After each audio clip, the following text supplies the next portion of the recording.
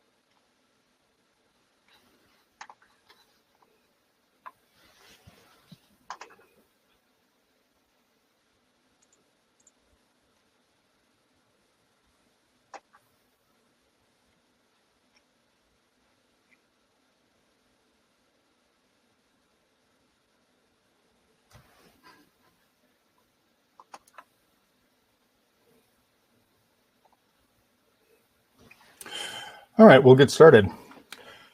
Welcome to the CortiCare webinar series, which presents topics related to EEG and neurodiagnostics, patient care management, research, and future applications. Today's event will last approximately an hour, and in about an hour, you will receive an email with a link to an evaluation form for this webinar. We welcome your feedback, and if you wish to receive a certificate of completion for one ASET Continuing Education Credit, please submit the completed online form, and a certificate will be sent out to you in the next few days.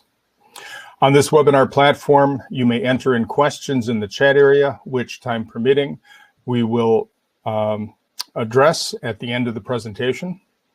By the way, by registering for this webinar, you automatically will be notified of our future webinars. The next webinar is scheduled for April 28th, when Dr. Salim Benbedis from University of Florida and Tampa General Hospital will present on the assessment and treatment of psychogenic non-epileptic seizures. Presenting today is Dr. Hiba Haider. Dr. Haider is an assistant professor of neurology at Emory University School of Medicine, an associate director of EEG services, and co-director of the critical care EEG monitoring program at Emory Healthcare in Atlanta. As an adult epileptologist, she focuses her practice on the medical and surgical management of refractory epilepsy patients and in critical care EEG monitoring. Dr. Haider's academic interests include implementation science and quality improvement in status epilepticus and other seizure emergencies and their impact on clinical outcomes, and in the use of functional connectivity as a biomarker in Norse autoimmune encephalitis. She is co-editor of the Handbook of ICU EEG and speaks nationally and internationally on that topic. Today, her topic focuses on the impact that COVID-19 has had and continues to have on the delivery of healthcare, specifically its impact on the assessment and management of patients with epilepsy and other seizure disorders. I now hand over this presentation to Dr. Haider. Please come on board. Thank you, and I will let you take over. Okay, sounds great. Thank you everyone for joining, and thank you for having me here today. I will be talking today about the care of epilepsy patients in the time of COVID-19. And these are my listed disclosures, none of which are actually relevant to this presentation, except that I do consult for Cerebell, which is a rapid EEG device, and I will mention that in passing. So the objectives of today's talk are to basically cover the pathophysiology of COVID, and especially as it relates to the empirical risks of seizures in the setting of patients who are acutely infected with SARS-CoV-2 or those who have pre-existing epilepsy and have SARS-CoV-2 infection superimposed. We will also talk about the impact of the pandemic on epilepsy care in the outpatient and inpatient setting, particularly on the inpatient EEG workflows and EMU evaluations. And then we will cover briefly the EEG findings as what we know about them currently in COVID-19 patients, and especially focusing on which patients are at highest risk for having epileptiform abnormalities and whether there are relationships to outcome that are known at this point. And lastly, we will review monitoring and staffing strategies in the light of limited resources. As you know, we are all operating in a circumstance of limited resources, both in terms of staffing and PPE, and at the same time trying to be judicious with exposure to our staff and patients. And also we will cover a little bit about improving EEG interpretation in this setting. So let's talk first about the risk of seizures in patients with acute COVID-19 infection and those with pre-existing epilepsy. So early on in the pandemic, there were multiple reports that surfaced about neurologic findings in COVID-19 patients. And these were smaller studies, and many did not control for the severity of disease and other factors that would lead to the occurrence of neurologic manifestations. But they included a variety of findings, including anosmia and ageusia, impaired consciousness that, again, in turn can be multifactorial and can result from any number of systemic insults, including in the setting of sepsis-associated encephalopathy or hypoxic ischemic encephalopathy, and so on. And then there were also seizures and strokes and vasculitis that were reported, as well as peripheral neuromuscular disorders.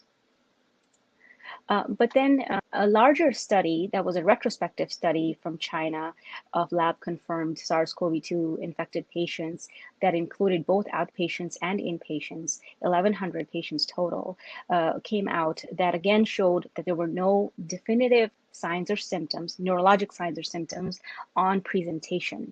So early on, neurologic signs were not seen, although they did find that headache, fatigue, myalgias, and arthralgias were fairly common in this population, which may indicate kind of a non-specific inflammatory process. They found that only 1.4% of all their patients had some kind of cerebrovascular disease as a coexisting disorder, while seizures or epilepsy were not a coexisting problem in that cohort. And then two other studies that were initially peer-reviewed but then were published later on and were hospital-based also showed similar findings with no definitive early neurologic signs or symptoms in these cohorts. And so this lack of early neurologic signs or symptoms in these large cohorts of patients suggested that perhaps direct CNS infection or invasion of the virus is actually not responsible for the early presentation. And then there was another study from Wuhan of 214 hospitalized patients that showed that at least a third of their patients had neurologic signs or symptoms. And the more severe infections, as marked by their need for mechanical ventilation or ICU care, those were the ones that were more likely to have CNS manifestations of impaired consciousness or acute strokes. And there was only a single case of epilepsy in the more severe cohort. And then another study that looked at new onset acute symptomatic seizures at 42 hospitals in Hubei province, which was then the epicenter of COVID in China, in 304 patients, again, found that about a third of them had severe disease, again, due to mechanical ventilation needs and respiratory status. And many of those patients presented with acute strokes or multiple systemic disorders or multi-organ failure that could eventually provoke seizures, but none of those patients actually had acute seizures during their hospital stays that were noted. So they also concluded that SARS-CoV-2 infection at least early on in the course of infection, poses a minimal risk for acute symptomatic seizures, although there was a significant proportion of severely ill patients that theoretically could have resulted in seizures because they had many provoking risk factors. So to summarize, the general principles of what causes seizures in the hospital setting, those general principles pretty much remain the same. They have not changed despite the fact that we are in a pandemic with a disease that we don't know a lot about. And it seems that COVID-19 could exacerbate seizures, but more likely because of associated systemic effects and multi-organ dysfunction that is not directly related to SARS-CoV-2 infection and invasion. So all available reports of seizures in the setting of SARS-CoV-2 infection should be interpreted in this context. So when we talk about the mechanisms of how the nervous system is infiltrated, there are several purported mechanisms, and the most commonly accepted one is that the virus transmits via the olfactory bulb. We know that the olfactory epithelium is enriched with cells that express these two receptors, as well as the cathepsin L protease, which increases tropism for the virus. So that's a well accepted mechanism. There's also the hematogenous route, where we also know that ACE2 receptors are richly expressed in endothelial cells of the cerebral blood vessels, or it may hitch a ride with an immune cell. So that's the hematogenous route. And then the last possible mechanism is via transsynaptic transmission and using methods of retrograde neuronal protein transport from the nerve terminals of the vagus nerve located in the respiratory system and the GI tract. So those are the three purported mechanisms of direct CNS invasion.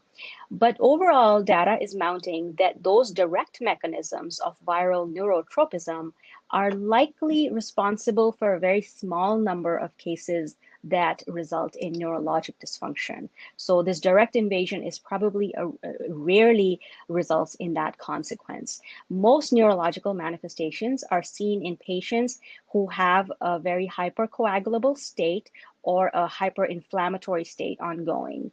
And also there is emerging evidence that there is immunologic crosstalk between the brain and the lungs in the lungs of mechanically ventilated patients, because mechanical ventilation by itself triggers an inflammatory cascade that results in end organ dysfunction. So that is also a new and emerging area of research in this disease process.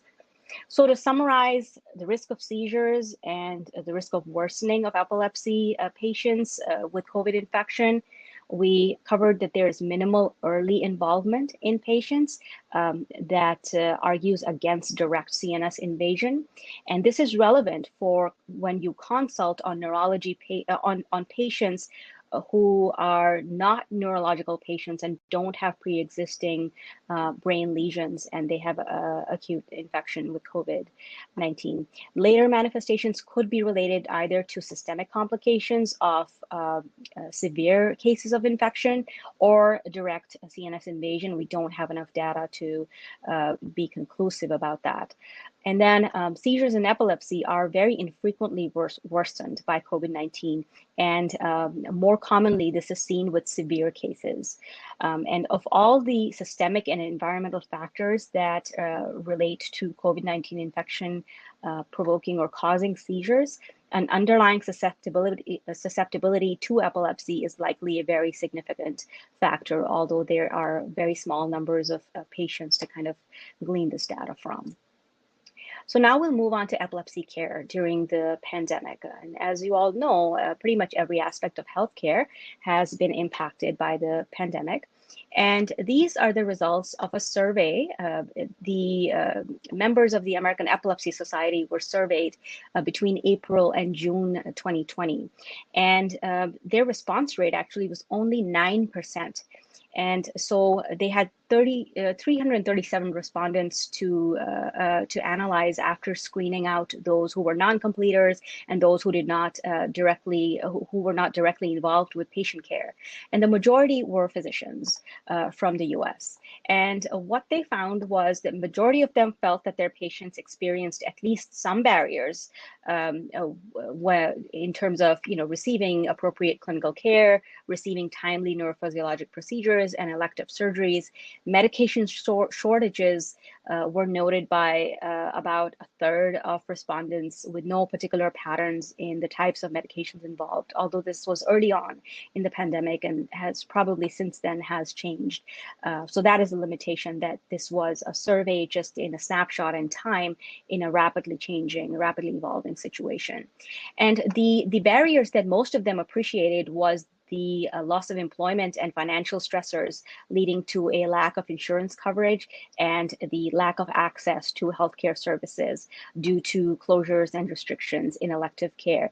And then another big one was just the anxiety and fear related to the viral outbreak, which was preventing people from seeking adequate care. So one thing that did emerge from that survey is that telemedicine is of huge value and is probably here to stay in some capacity in the long run. It is our new normal, and there are synchronous and asynchronous models of telemedicine. Excuse me, synchronous referring to live video conferencing, and asynchronous telemedicine referring to acquiring medical data and then transmitting it to a specialist at any given time for assessment offline. And as we continue through this pandemic, it's important to emphasize to our patients that they need to continue to seek care despite the fact that we are in a pandemic. And even though we know that telemedicine is not without its challenges, there are barriers, specific, and especially for specific populations. There may be cultural, limitations where some patients may not be comfortable taking these calls in their homes or in their workplace, where they feel like their stigma may be magnified, or there may be personal preferences. Certain populations, like establishing, a good rapport or communication with a pediatric patient or a teenager is very hard over telemedicine. Similarly, patients with cognitive or hearing impairments may not do well in that environment because to be able to have a complete and comprehensive assessment. And of course, language barriers and the obvious technical challenges of bandwidth and availability of the internet are also issues. So what constitutes a successful high-yield telemedicine visit? I put in a reference here to a brief article that outlines a checklist for clinicians about what to ask. And a lot of it, you can refer back to it, a lot of it is fairly self-explanatory, but a few themes emerge from the article overall. The overarching rule should really be to ensure the safety and identify all the risks and manage risks appropriately for any given patient. In general, it is recommended that we be conservative with regards to treatment adjustments and changes, because if the healthcare system is under strain, then postponing medication changes that have any risk of eventually necessitating a visit to the emergency department would probably be a good idea. There may be patients who are well controlled on a seizure medication, and you're at the point where you might want to consider, tapering them off of seizure medication. But in general, this is being discouraged at this time, even if they are at a fairly low risk. But again, there may be patient-specific factors that you may want to consider when making those decisions. On the flip side, for example, if a patient is currently unemployed because of the pandemic and thinks that this is as good a time as they will ever get to try and wean off a medication, in terms of having a recurrent seizure in the process, then you would take care of, assess those risks on an individual basis. And then obviously guiding them about their emergency care plan, when to go to the emergency room versus when to call the clinic for help. And tied into this would be the threshold for medication use, for rescue medication use, such as benzodiazepines.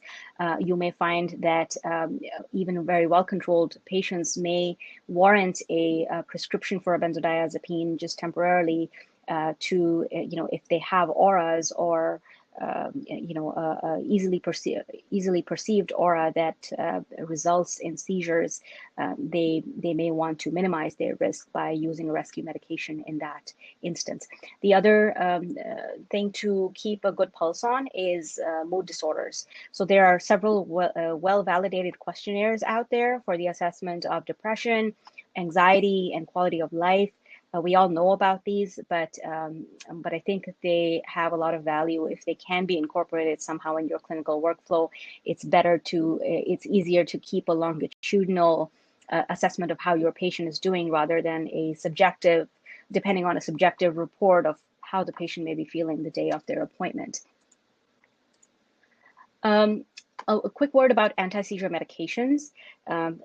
There are not a lot of interactions that we know of, but one common one is that steroids are often used in patients with acute COVID infections, especially more severe infections, to reduce the inflammatory response.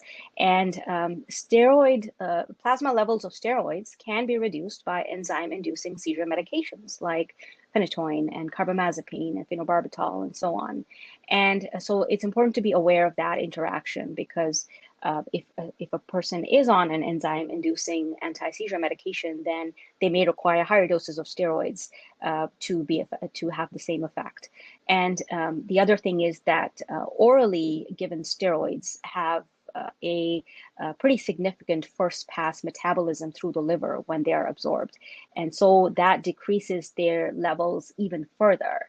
So if the patient is being observed in the hospital, or to whatever extent possible, IV dexamethasone is preferred for the longest possible duration of time before converting them to PO steroids in patients with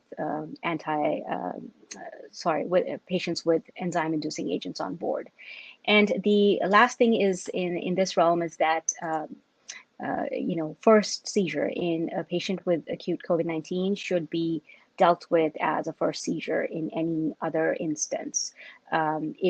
If you feel, a lot of those acute symptomatic seizures may not require long-term treatment with seizure medications, but if you feel that there are enough risk factors in the patient's history that would push you toward prescribing chronic anti-epileptic medication therapy, then you may want to avoid enzyme-inducing agents in that case.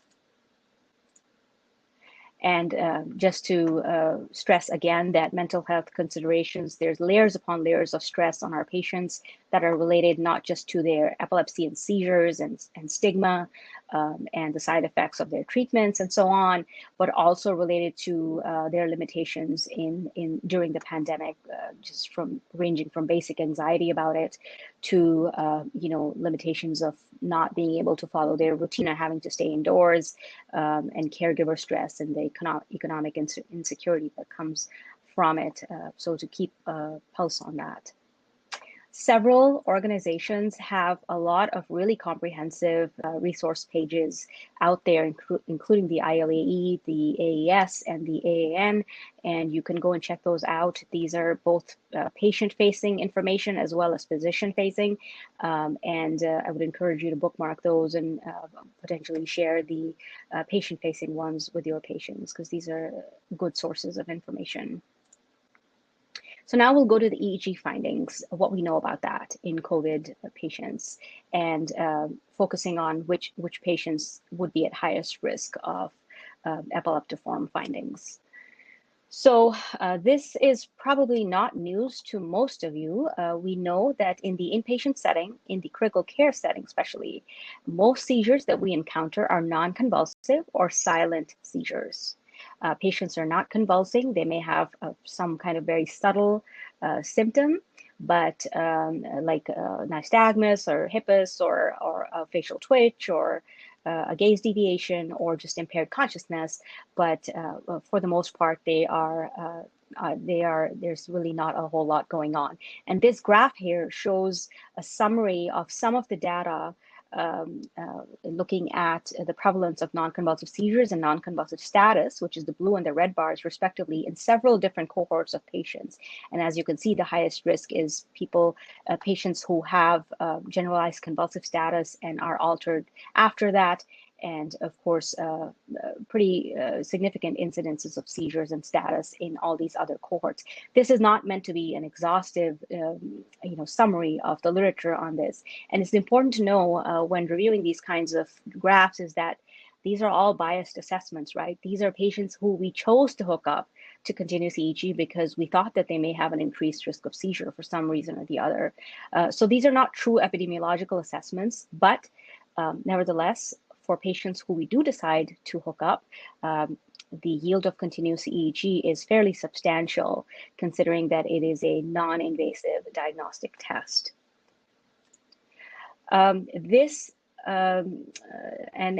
prefacing with that, this is a graphic abstract of a systematic review that was published last year in November in Seizure. And the indication for performing EEG in this cohort of patients was, by and large, over 90% that they were altered or poorly responsive after the withdrawal of sedation. And then a smaller number because they had some kind of clinical event that was concerning for seizures. This systematic review looked at 29 studies and totaling a case load of 177 cases of COVID-19. And only, I believe, 10 of these 29 studies employed continuous EEG. The rest of this data came from routine EEGs. And what they found was that by and large, the most common EEG finding was that of a non-specific diffuse generalized slowing. Focal slowing was also seen in about 8%. Epileptiform discharges were fairly common in about 20% of patients. But it's important to note that only they reported that only 8 of 177 cases had a history of seizures. But with a caveat that many of the studies did not look into a history of seizures and then did not report it as part of their in their manuscript. So these data have to be kind of taken with those caveats in mind. So it's probably worth going into a deeper dive with some of those EEG studies. And these are some of the more recent ones or bigger ones that have been published. The largest series was a multi-center cohort, just came out less than a month ago, that looked at 197 patients on continuous EEG across 9 centers. This is a summary of all of those studies. As you can see, there is a fair amount of geographic diversity. They range in their reach all the way from the Bronx and an academic healthcare system in New York City to Cleveland to Paris. And then this multi-center study that involved academic centers in the US and Brussels, and then Chile. This was the only prospective study. And the sample sizes range all the way from 19 to 197. The smaller studies, the majority of the smaller studies used either routine EEGs or rapid EEG devices like Cerebell, like an 8-channel headband. The two biggest studies, the one by Pellinen and colleagues from NYU and Lin and colleagues, which was the multi-center study, the majority of their cohort was actually continuous EEG, full montage, with a small proportion being Cerebell rapid EEG. And when you look at the EEG findings from these studies, you can probably start here on the right side of the page and look at the most malignant finding first. Non-convulsive status epilepticus was actually fairly uncommon, 0 to 6%, so overall low prevalence of non-convulsive status, and 0 to 11% for seizures. And sporadic upper discharges were found anywhere from 0 to 41% of patients. And of this one from the Bronx, which showed a 41% prevalence of sporadic epileptiforms, the majority had, I think all except one patient had frontal sharps in this series.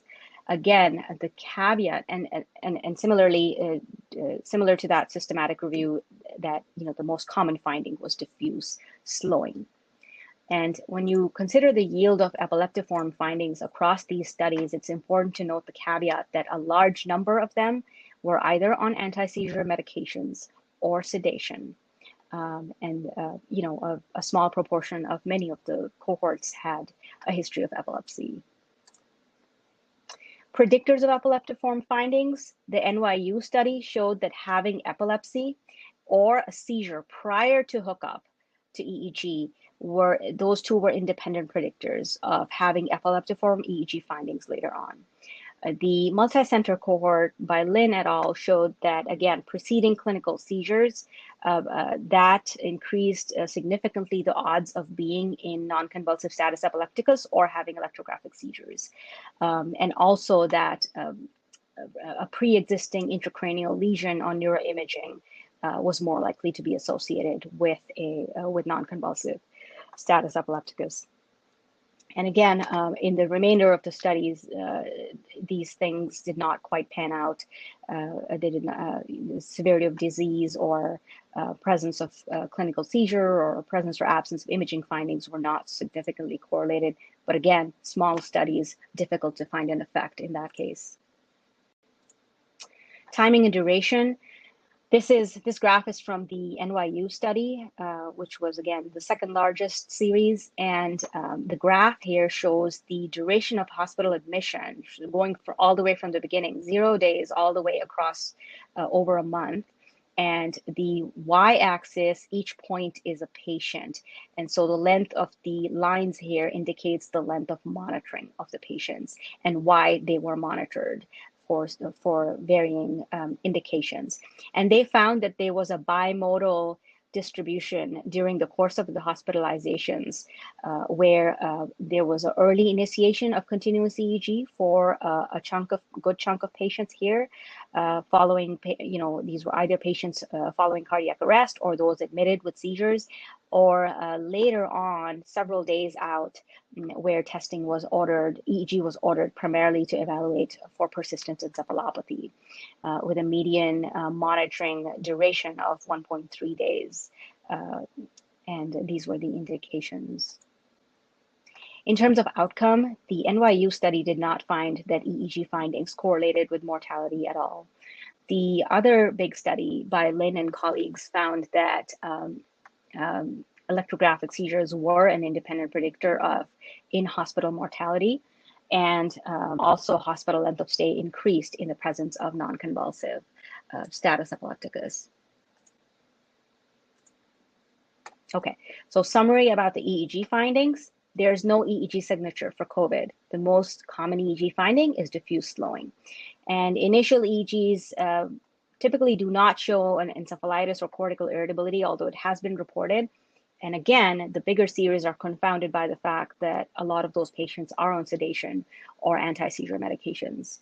The risk of electrographic seizures is highest in those presenting with a clinical suspicion of seizure or a clinical seizure and a history of epilepsy.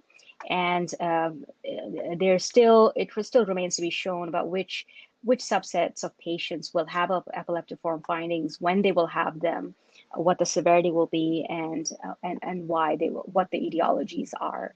With a few exceptions, the two studies that I focused on, most other studies are smaller sample sizes, but I'm sure we will get more data about this going forward.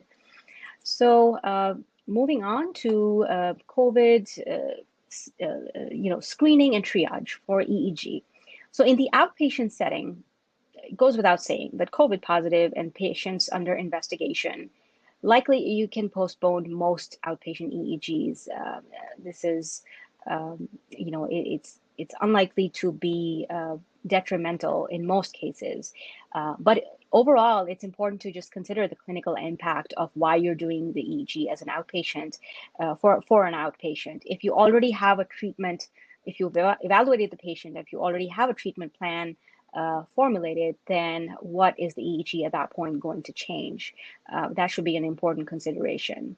Of course, before they come in, the patient should be screened for symptoms, and scheduling the EEG the same day as an in-person visit for new patients, if that is what your institution is doing, is probably a good idea, because that makes contact tracing easier and reduces exposure risk both for our technologists and for the patients.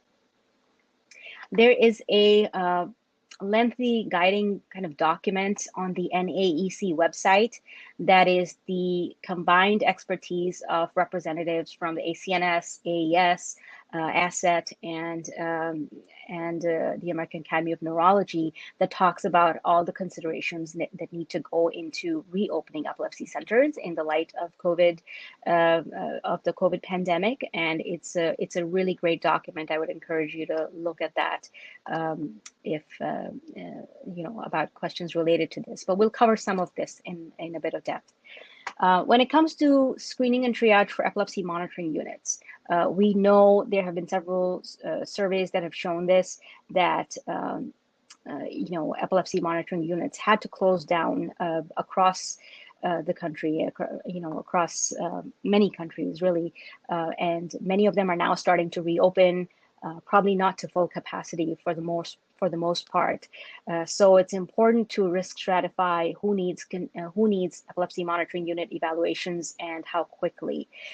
There are diagnostic cases where you want to differentiate seizures from other non-epileptic causes of paroxysmal behavioral changes, non-epileptic events. So for that, you could consider doing home ambulatory video EEG testing, which has been shown to have a pretty good, almost comparable yield to inpatient diagnostic EMU evaluations. In some cases, it may also be a good option to quantify seizure burden or interictal epileptiform discharge burden, if that will help you make some treatment decisions. The technology here has really evolved, where longer recordings, up to 2 weeks even, are possible, and in-home multi-camera setups are possible. And now this data is able to be streamed, enabling intermittent monitoring by the staffing physician or a different staff member who can pick up on artifact or anything that requires troubleshooting on the patients, and they can then dispatch an on-call technologist to troubleshoot and limit artifacts. Obtaining home videos from patients is also very important in deciding whether or not you can get away with using home EEG, or that your patient really needs a diagnostic EMU evaluation. And of course, before referring patients to the EMU right off the bat, it would be probably a good idea to try a broad spectrum anti-seizure medication and see if they fail that empiric treatment trial before sending them to the epilepsy monitoring unit based on your suspicion. For surgical patients, obvious things, you want to assess the urgency and the disease burden, how frequent their seizures are, what the chances of capturing the seizures might be based on the frequency and epilepsy syndrome, and what their SUDEP risk might be, whether or not they have frequent GTCs or nocturnal seizures, and the potential impact of any surgical intervention and how fast that would happen anyway. You may want to, if it is a pre-surgical patient you want to proceed with, get the rest of their workup done while you're waiting on an epilepsy monitoring unit evaluation. And this is never really considered enough, but gauge the willingness of the patient to also proceed with this very prolonged workup. That is a very involved process, and whether they are willing to do this at this time. For epilepsy monitoring units, when the patients do come in, pre-admit COVID testing is, for the most part, available in a lot of places. And, it's recommended that EMU scheduling staff pre-screen a detailed symptom checklist when scheduling them, and then 2 to 3 days prior to admission and on the day of admission. And also early on, when scheduling them, bring up with them potentially if they are able to self-quarantine for up to 2 weeks prior to admission. There are medical services like OBGYN and surgical services that actually are doing this to try to minimize risk when possible. So that is also an option. And then obviously to keep up with your current hospital policies on visitation and whether or not caregivers can be present or not, and that is also part of it. Going on to inpatient EEG. For patients under investigation, it's good to know your institution's turnaround time for COVID PCRs. If it's just a couple hours, it's probably best to postpone an EEG hookup until the results are available. And in the meantime, treat empirically for seizures if there's a high suspicion for that. For COVID positive patients, we, at least at our institution, have put into place a protocol where approval is needed either by an EEG attending or by a clinical neurophysiology supervisor, that will help find who the highest risk patients are. People who have previously been on status or are at high risk of status based on their clinical profile, or whether they've had a previous clinical seizure and now are comatose, cardiac arrest patients, and also in an attempt to minimize exposure, because oftentimes for the same patient, routine and continuous orders can be put in by different ordering physicians on the same treatment team, or you may be looking at doing a routine first, and then depending on what that shows or doesn't show, deciding on whether that patient needs a continuous EEG. So there may be reasons to consider to do a prolonged or an extended routine in patients just right off the bat instead of 30 minutes to look at what epileptiform findings there may be. And we'll talk about this in subsequent slides. And then rapid EEG devices, obviously, which we'll also look into, which can be applied directly by the patient's care team instead of exposing the technologist to multiple times. So these are in terms of who to monitor and how long to monitor. This is the result. These are the results from the landmark study from 2004 by Clausen and colleagues at Columbia, which showed that 92% of the seizures that they diagnosed were exclusively non-convulsive. 88% were detected within 24 hours, but another 5% and 7% were detected between 24-48 and after 48 hours. And there was a clear dichotomy between non-comatose patients and comatose patients. It took longer for the comatose patients for their first seizure to manifest. And so based largely on that landmark study, the prevailing guidance is that if somebody is not comatose, 1 to 2 days of EEG recording is what you need to be fairly confident that you've ruled out that this patient is going to seize acutely, and 2 to 3 days even for comatose patients. And obviously you need continuous EEG if you're treating refractory status. But the question is, really, does every non-comatose patient need 1 to 2 days? Does every comatose patient need 2 to 3 days or more? And how soon can they be disconnected from EEG in order to speed up the availability of our machines to patients who need it? So this is the 2 helps 2B score that further helps us parse that out. This is a risk stratifying score that came out of a multi-center study, Emory, Brigham and Women's in Yale. And basically the summary of this is that if your patient has had a prior seizure at any time, they get 1 point. On top of that, if the first hour of their EEG shows any epileptiform findings, brief rhythmic discharges, PDs or rhythmic delta that are focal, plus features, a high frequency over 2 hertz of discharges, or the periodic patterns that you might see, or sporadic epileptiform discharges, then those findings accrue more points on top of it. And so if your patient has none of that, no prior seizures, no epileptiform findings, then they are in the 0 risk category, and their predicted risk of seizures over 72 hours over the next 72 hours is 5% or less. And that number increases as the score increases, okay? And then this score was then validated on a separate cohort of 1,500 patients from several centers. And what it showed was that that risk basically declines, and is that rate of decline is different for different cohorts. So here's the zero risk. Here's the zero risk category who had nothing on their first hour of EEG and no prior clinical seizures. And for that population, the lowest risk category, you only need 1 hour of EEG before you are 95% confident that that patient is not going to seize in the subsequent 72 hours. And to reach a 98% confidence, you only need 3.3 hours. And obviously that number increases, that duration of EEG increases for the moderate risk and the high risk categories. So this is just, and of course, this was pre-COVID. This is not validated in COVID patients, but this is just a tool that can help you decide and probably even make it protocol to try to do a prolonged EEG right off the bat, so you can assess your patient's 2 helps 2B score, and then decide whether or not they need continuous EEG and for how long. Minimize time in the patient's room. There's caps, templates, rapid EEG devices that are all available.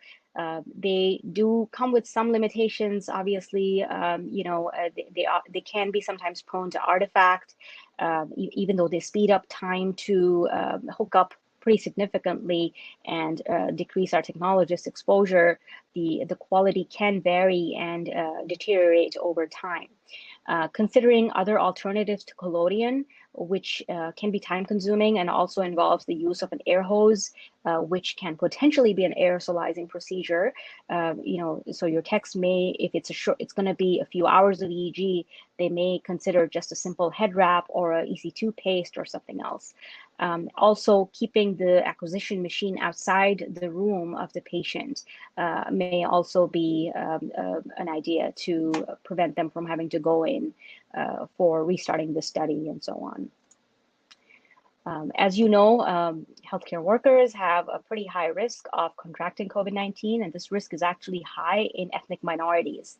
And so we have to be pretty accepting, and we have to acknowledge the fears and the anxieties of our technologists, who really are our frontline healthcare workers, and be aware of your staff that may have high-risk conditions or high-risk situations at home. The techs really do have much more of an exposure risk than we do as neurophysiologists. So where possible, where there are big teams of technologists present or adequate staffing present, you may want to be creative with your staffing models. You could have rotating COVID-pacing technologist teams who kind of take all the brunt of all the COVID patients' EEG hookups for several days in a row, and do things that way. So be creative in that sense. Appropriate PPE, a year down. I think most people are pretty familiar with this. You can look at the CDC guidelines. Masking the patient, using disposable electrodes, and avoiding hyperventilation as a standard procedure, except when it will be very high yield, such as in a child with staring spells where you're suspecting absence epilepsy. And then again, like I mentioned, considering alternatives to collodion to avoid the use of the air hose. That can all reduce the risk of transmission. And then maintenance and cleaning, consider covering equipment with a large plastic bag, wipe down all surfaces with an approved wipe. And if disposable electrodes are not an option, then disinfect using diluted bleach solutions. And then just a quick word about EEG interpretation. Dr. Peter Kaplan and colleagues put out a great paper on this a little while ago, last year. And important takeaways from this is that it is always a good idea to try to use standardized terminology so that going forward, we can all compare apples to apples and oranges to oranges, and actually look at this data in a more standardized way. The other thing that was interesting to note is that prone positioning of the patient, which is often recommended when they develop acute respiratory distress syndrome, ARDS, this can result in artifact in the frontopolar leads. So that is an important thing to note. Be sure that you know what your patient's position is when you're interpreting their EEG. Certain artifacts may look a little bit different when the patient is on their side or prone. So to be mindful of that. And that's especially interesting in the frontopolar artifact to me, because several studies have reported a high predominance of frontal epileptiform discharges. So we want to make sure that we are not over-interpreting artifact as something epileptiform or cerebral. And then lastly, the ACNS also has a page that details resources for COVID-19, and all the topics I talked about are updated pretty regularly and are available for review for members and non-members. And I would encourage you to also take a look at that and share that with your colleagues. And so I think that's all. I will stop there and take any questions.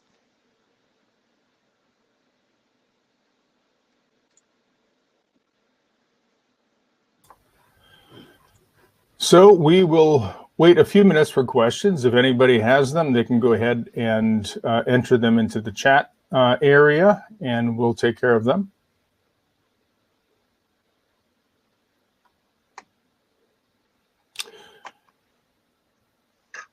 I say it's good to bring all this information together in one presentation. You've really covered a lot of ground, and I think it's very useful for us all to appreciate the impact that this has had on the systems that we follow in order to provide care to these patients. And I think one of the advantages that we have at CortiCare is being involved with so many of the facilities that have used our services to provide that care, both as in-home ambulatory EEG studies, as well as adding in remote monitoring. So it's something that's very timely for us. I don't see any questions at this point, so I think we can bring this to a close. Again, thank you very much, Dr. Hayter. It was a fabulous presentation, and we look forward to maybe seeing you again down the road. Absolutely. Thank you for having me. All right. Take care. Good day, and have a good time, everyone.